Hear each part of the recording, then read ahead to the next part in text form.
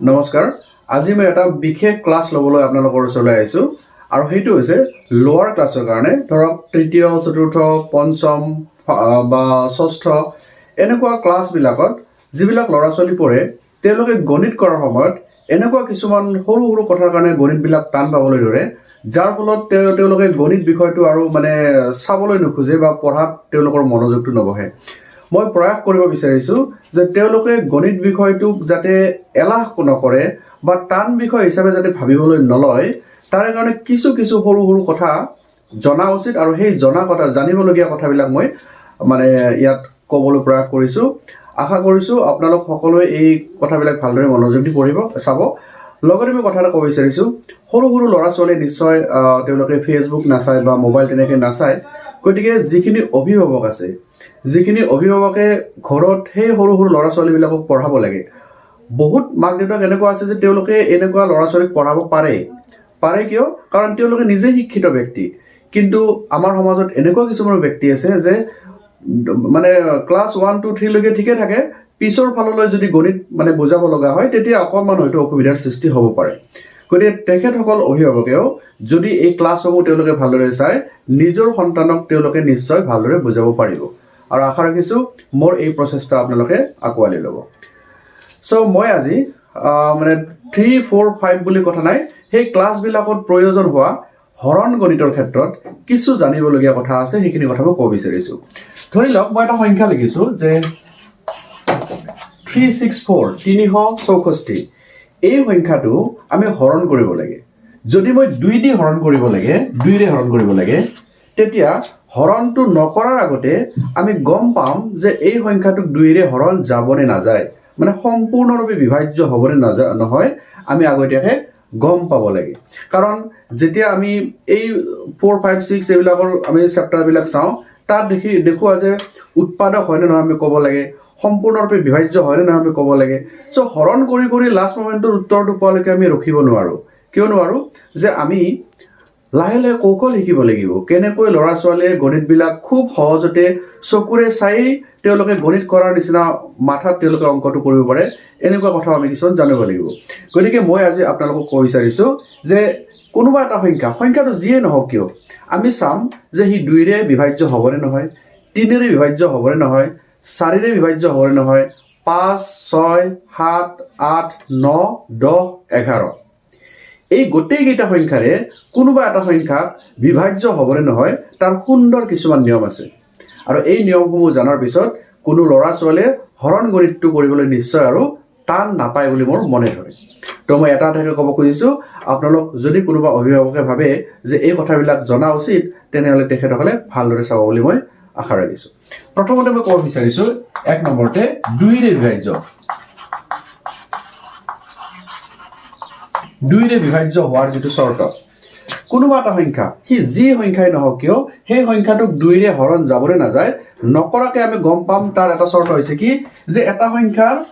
আমি কি বুলি কওঁ এটুক একক বুলি কওঁ এটুক দশক বুলি কওঁ এটুক শতক বুলি কওঁ মানে ইউনিটস প্লেস টেন্স প্লেস আৰু হান্ড্ৰেডস প্লেস বুলি কওঁ ন একক দশক শতক 2 ৰে বিভাজ্যৰ ক্ষেত্ৰত আমি এককৰ যিটো অংক আছে চাব দেই 364 এইটো এটা সংখ্যা মনত ৰাখিব 364 এই গোটেইটো এটা সংখ্যা বুলি কোৱা হয় আৰু এই 3 টো এটা বেলেগ 6 টো এটা বেলেগ 4 টো এটা বেলেগ এই কেইটা কিন্তু সংখ্যা নকম বহুতে কি কয় জানেনে ইয়াত এটো 3 টো এটা সংখ্যা 6 টো এটা সংখ্যা 4 টো এটা সংখ্যা বুলি কয় এটো ভুল কথা 364 হে এটা সংখ্যা এই প্ৰত্যেককে একটা কি বুলি কোৱা হয় অংক বুলি কোৱা হয় অৰ্থাৎ ইয়াতে কেইটা অংক আছে তিনিটা অংক আছে এটা অংক দ্বিতীয় অংক তিনটা অংক এটো এককৰ অংক দশকৰ অংক শতকৰ অংক বুলি কোৱা হয় অংক মানে এটা সংখ্যা গঠন হোৱা যিবিলাক আমাৰ আছে সংখ্যা সেইবিলাকক অংক বুলি কোৱা হ'ব সংখ্যাটোৰ ভিতৰত থকা সংখ্যাবিলাকক অংক বুলি কোৱা হ'ব এনে যদি মই 3 টো লিখো ই এটা সংখ্যা হয় কিন্তু যেতিয়া মই 32 লিখো তেতিয়া 3 টো সংখ্যা হৈ নাথাকে 3 এটা অংক হৈ থাকিব আৰু অকল যদি 3 টো লিখো ই এটা অংক হ'ব ই এটা সংখ্যা হ'ব ধৰিব পাৰিছে কথাটো গতিকে 364 ইয়াতে 3টা অংক আছে ইয়াৰে আমি এককৰ অংকটো চাব লাগে যদি এককৰ অংকটো আমাৰ 0 2 4 6 আৰু 8 এই কেইটা সংখ্যা যদি থাকে বা অংক যদি থাকে সংখ্যাটোত তেতিয়াহলে সেই সংখ্যাটো যিয়েই নহওক কিয় যিমানটা ডিজিট তাক নাথাকক কিয় সংখ্যাটো 2ৰে নিশ্চয় বিভাজ্য হ'ব পাইছেনে বুজি সো 2ৰে বিভাজ্যৰ চৰ্তটো হৈছে কোনোবা এটা সংখ্যাৰ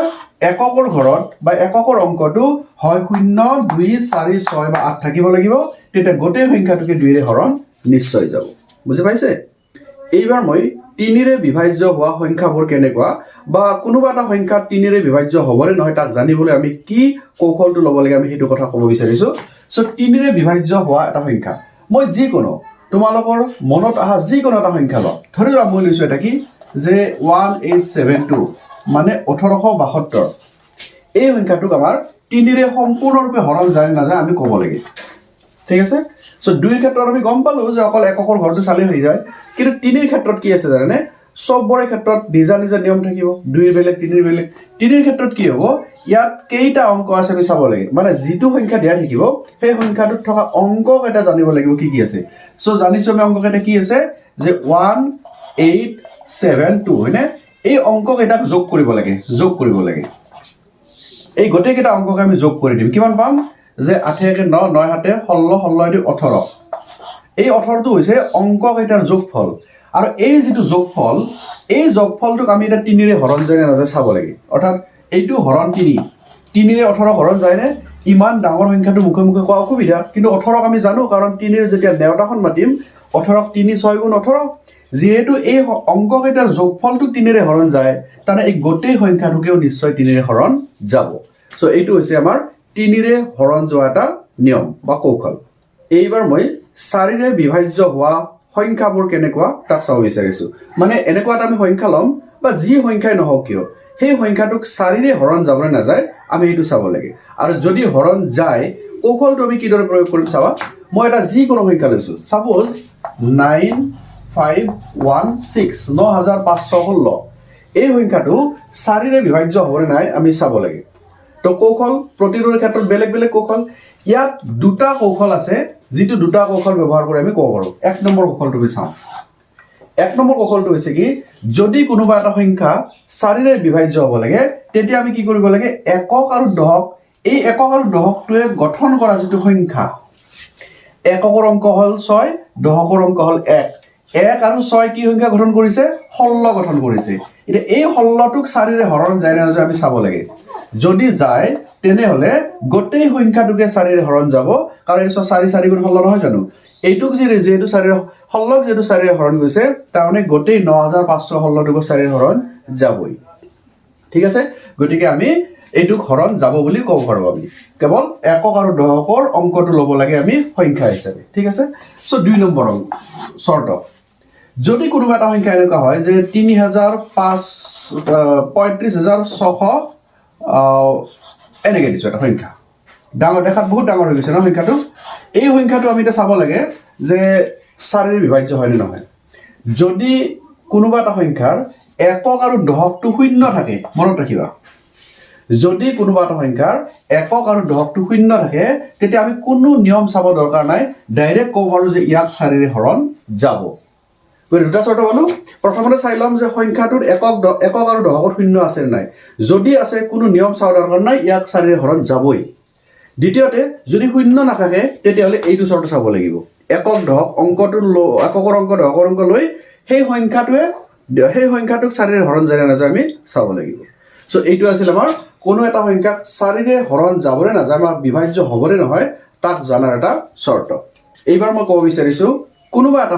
সংখ্যাটো যিয়েই নহওক সেই সংখ্যাটোক 5ৰে বিভাজ্য হ'বৰে নহয় তাক কেনেকৈ জানিব পাৰো অৰ্থাৎ 5ৰে বিভাজ্য হোৱা সংখ্যা জানিবলৈ কি কৌশল ব্যৱহাৰ কৰিব লাগে তো এইটো কথা জানিবলৈ খুব সহজ পাছৰটো খুব সুন্দৰকৈ মনত থাকে মই চাওছো দুটামান সংখ্যা লিখি দিছো মই লিখছো কি যে 505 হ'ব 271 আৰু এটা লিখিছো সাপোজ 350 তিনটা মই ৰেন্ডমলি মনত আহা তিনিটা সংখ্যা মই ইয়াত লিখিছো এটা আমি ক'ব লাগে এই সংখ্যাবিলাক 5ৰে হৰণ যায় না নাযায় আমি কেনেকৈ চাম প্ৰথম সংখ্যাটো লৈছো যি সংখ্যাৰ এককৰ ঘৰটোত 5 থাকে আৰু শূন্য থাকে যি সংখ্যাত এককৰ অংক যেটো আছে এককৰ অংকটো যদি 5 থাকে তেনলে হেতু 5ৰে হৰণ খাটাং যাব ঠিক আছে দ্বিতীয়তে চাম যদি কোনোবা এটা সংখ্যাৰ এককৰ ঘৰত শূন্য থাকে অংকটো মানে 0 আৰু 5 এককৰ ঘৰত কি থাকিব লাগিব 0 আৰু 5 যদি কোনো সংখ্যাৰ এককৰ ঘৰত 0 আৰু 5 থাকে তেনলে আমি কোনো ধৰণে নিয়ম চোৱা দৰকাৰ নাই ডাইৰেক্ট কম যে এই সংখ্যাটোক 5 এৰে হৰণ যাব সেই গতিকে 505 ইয়াৰ এককৰ 5 আছে গতিকে 5 এৰে হৰণ যাব আৰু 350 এককৰ 0 আছে গতিকে এইটুকু 5 এৰে হৰণ যাব আকৌ এটা আমি সংখ্যা দেখা পাইছো 271 271 এইটুক যাবৰে নাযায় চাব লাগিল কি কৰিব লাগিব এককৰটো চাম কি আছে 1 আছে গতিকে এককৰ ঘৰত 0 5ৰ বাহিৰে বেলেগ যিকোনো নাথাকিলে আমাৰ হৰণটো নাযায় গতিকে 5 এৰে হৰণ যোৱাৰ নিয়ম হৈছে এইটো এইবাৰ মই 6 এৰে বিভাজ্য হোৱা সংখ্যাবোৰ কেনেকুৱা তাক মই ক'বলৈ আহিছো সো 6 এৰে বিভাজ্য হোৱা সংখ্যাৰ যেটো কৌশল হেতু জানিবলৈ আমি কি কৰিম এটা যিকোনো সংখ্যা লৈছো সাপোজ 3252 3252 এই সংখ্যাটো 6 এৰে হৰণ যাবৰে নাযায় হৰণ নকৰাকৈ আমি কেনেকৈ গম পাম তাক চাই লওঁ এইটো হ'ব হলে কি কৰিব লাগিব এক নম্বৰতে যদি কোনোবা এটা সংখ্যা 2 ৰে হৰণ যায় চাবৰে 2 ৰে বিভাজ্য হ'ব লাগিব 2 নম্বৰ শৰ্ত 3 ৰেও বিভাজ্য হ'ব লাগিব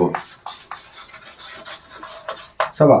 এটা সংখ্যাক আমি যদি চাব লাগে যে 6 ৰে বিভাজ্য হ'বৰে নহয় তেটা প্ৰথমতে চাম 2 ৰে বিভাজ্য হ'বৰে নহয় হ'ব লাগিব যদি হয় তাৰ পিছতে চাম আমি 3 ৰে বিভাজ্য হ'বৰে নহয় যদি 2 ৰেও হৰণ যায় 3 ৰেও হৰণ যায় তেনলে সেই সংখ্যাটোক 6 ৰেও হৰণ যাব এইটো ৰেসা শৰ্ত তে প্ৰথমতে চাম 2 ৰে হৰণ যাব না যায় এই সংখ্যাটো যদি 2 ৰে হৰণ যায় না যে চাব লাগে তেতে আমি এককৰ অংকটো চাব লাগিব এককত কি আছে 2 আছে আমি জানো 0 2 4 6 আৰু 8 এই কেটা অংক যদি থাকে তেতে হলে নিশ্চয় হি 2 ৰে হৰণ যাব এই ক্ষেত্ৰত এককৰ ঘৰত 2 আছে গতিকে 2 ৰে বিভাজ্য হ'ব দ্বিতীয় শৰ্ত আছিল 3 ৰে বিভাজ্য হোৱা 3 টো কি আছিল গোটেই অংক কেটা আমি যোগ কৰিব লাগিব মানে 3 + 2 + 5 + 2 সমান কিমান হ'ব 3 × 5 5 × 10 10 × 12 তে এই 12 টো আমি 3 ৰে হৰণ যায় না যায় চাব লাগিব মানে অংক কেটাৰ যেটো যোগফল হ'ব সেই যোগফলটোক আমি 3 ৰে হৰণ যায় চাব লাগে দেখা পাইছো এটো হৰণ যায় = 4 তাৰে গোটেই সংখ্যাটোকে 3 ৰে হৰণ যাব যেহেতু আমি দেখা পালো 2 ৰে হৰণ গল 3 ৰে হৰণ গল তাৰ মানে ই কি হ'ব 6 ৰেও বিভাজ্য হ'ব এইটো হল শৰ্ত কোনোবা এটা সংখ্যাক আমাৰ 2 ৰে আৰু 3 ৰে চালে হৈ গল আমি লগে লগে কৈ দিম হেতু 6 ৰেও বিভাজ্য হ'ব ঠিক আছে